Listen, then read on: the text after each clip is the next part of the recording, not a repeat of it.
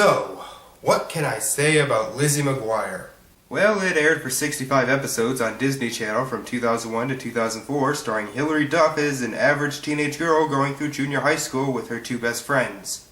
And really, that's about it. I've heard some people give it shit for kind of starting the Disney Channel cliches where every show was a sitcom about a person with two friends who get into wacky situations, but most people look fondly back on it, including me. It wasn't the best show ever, but it was funny enough, it was likable enough, the acting was a bit hokey, but other than that it was pretty good. So when trying to find a bad episode of the show, a lot of people say Bad Girl McGuire, and while I wouldn't really call that a good episode, I didn't really find it awful either. And really, where's the fun in taking on an episode everyone hates? So let's go with another episode from Season 1, Facts of Life. Ha! Okay, to be fair, the comedy in this episode is actually pretty good, but the moral and plot are so screwed up that it earned its place for a review. We start with Gordo and Miranda in a choir that can't hold a note to save their lives. Now you may be wondering why a smart guy like Gordo with no singing abilities is in a choir. All this stuff. Well, why'd you sign up then? Because I need a non-academic activity on my school resume to impress charter school admissions officers. Now the reason I bring this up is because after practice, Lizzie comes in and says they should all join the Factathlon, an academic competition, which pretty much makes the first minute of this episode completely pointless. Gordo's already squashed by all the schoolwork he does. Why would he sign up for an academic competition that would put even more pressure on him? It could kill him. Winner's gonna go to Miami. Miami? Oh, Gordo, you've got to win this thing first. You've got to study, and we've got to win. Ah, Gordo, you have the best friends ever, using you when you're already overstressed to win a trip to Miami. Gordo realizes that the Factathlon may be good for his resume, which again goes against what he said earlier, and they agree to study hard and stay focused. Alright, hands up, who knows how this episode's going to go down. Alright, to be fair, the show isn't known for being unpredictable. Lizzie and Miranda try to study, and we do get a few funny lines between the two. Gordo arrives and tells them that he signed them up, but they need an advisor. They want Mr. Stoico, but Kate, Claire, and Tudgman already got him, so they decide to get Miss Trimmer, the tough but fair teacher at the school. Also, we get this joke. What does a cannibal call a phone book? A menu! Now that is a joke. Can I really call it a bad joke if the episode itself acknowledges that it's a bad joke? Now on to the subplot with Lizzie's little brother Matt. Him and his friend Lanny are starting a band and need some instruments, so his dad lets him use his guitar from when he was in the band. And what is this? I don't even. Back with Lizzie, they start working out a schedule when their substitute teacher, Mr. Dig, walks in and says Miss Trimmer has left the country. Why?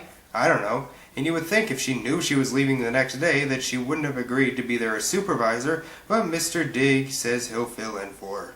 I was good enough to tutor Christina Aguilera in Spanish. I was good enough to tutor the governor of Michigan in economics. I was good enough to tutor Ben Affleck about Pearl Harbor. Oh God. Guys, get a new advisor. I'm pretty sure this guy doesn't even have a teaching degree. Matt and Lanny decide to hold auditions for a third member, and we get this long, unfunny montage of people either failing or just not looking cool, I guess, until they find their perfect drummer in the form of Rick Marotta. Yep, the same guy who worked with people like Stevie Nicks, Aretha Franklin, and John Lennon. Never heard of him. Yeah, it's like putting Misty May Trainor in Wizards of Waverly Place. Most kids aren't going to know who he is, and if you do, is it really worth it? Although he does impress them enough to get in the band, and he does have a few funny lines in this. Hello? Dad, I got the gig. Lizzie and Miranda are intimidated by Kate, Claire, and Tudgman, and here's where the moral starts to get a bit muddled. Taking the other episodes out of this, where Kate and Claire are basically bullies and Tudgman is a know-it-all, we have no reason to root against them. They are doing this solely to go to Miami, but so are Lizzie and Miranda, so why are they that much better? This may not seem so bad now, as they are both working hard to achieve their goal, but it gets much worse later.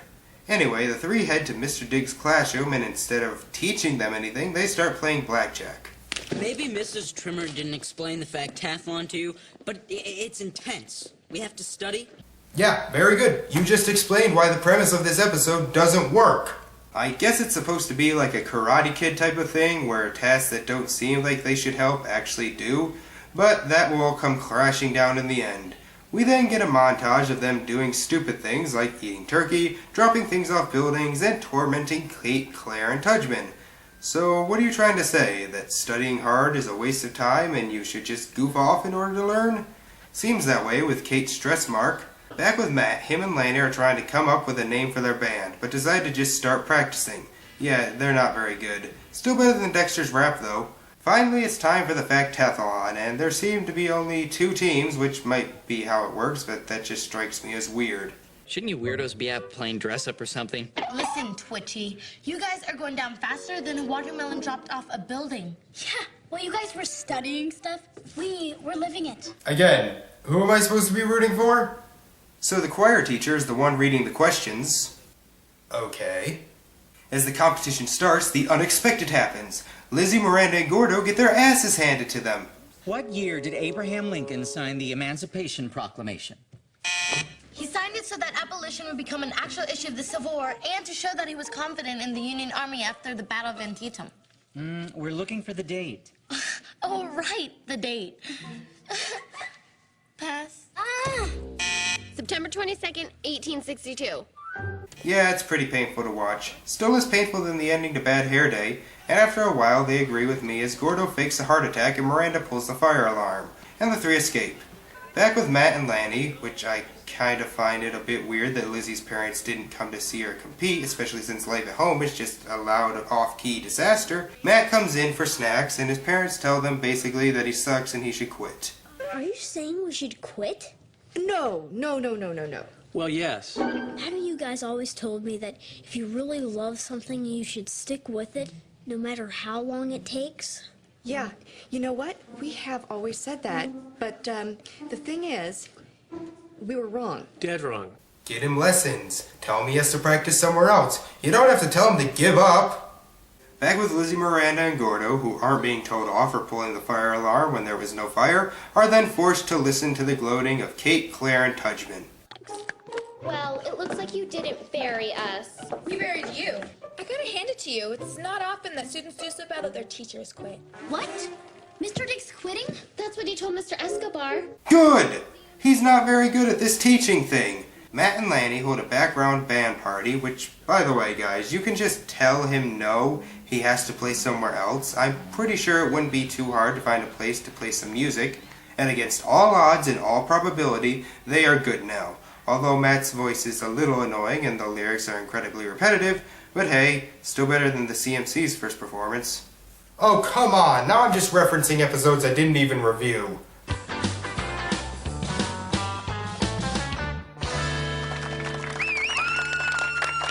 Matt's parents congratulate him and ask him what he's going to do next, to which he says he's done with music and wants to move on to something else.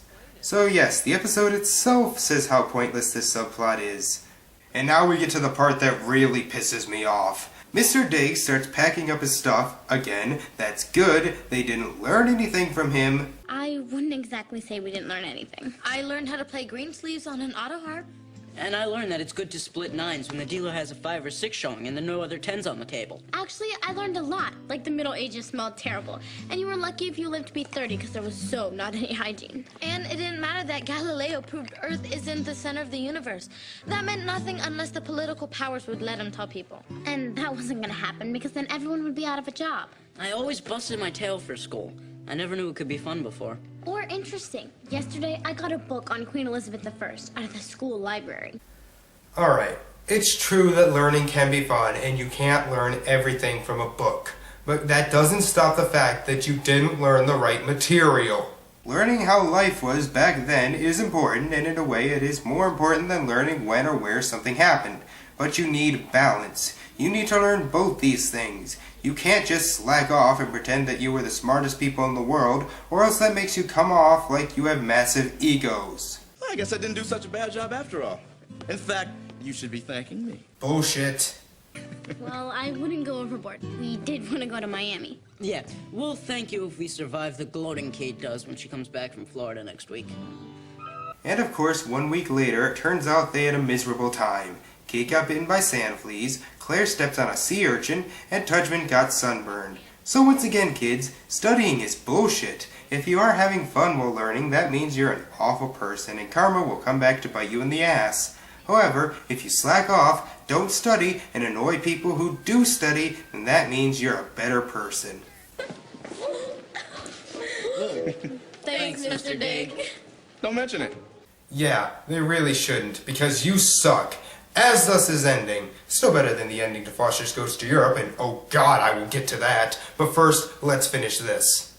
Well, it does have its funny moments, and I could see where they were trying to go with the moral. It just doesn't come off right. If you wanted us to sympathize with Lizzie, Miranda, and Gordo, give them a better motivation than they want to go to Miami, since that's the same motivation as the supposed villains. The subplot with Matt was completely pointless, but the ending was the worst.